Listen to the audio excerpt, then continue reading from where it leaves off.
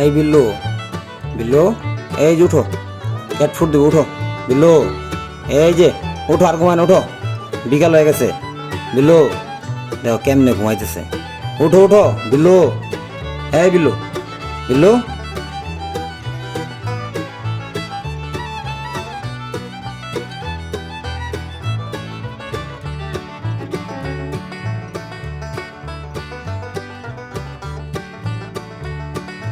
এই বিল্লু, বিল্লু, এই ও কি দুপুরে খাইছে, খায়া ঘুমাইতেছে, পইরা মরার মতো ঘুমাইতেছে, ওকে অসুস্থ।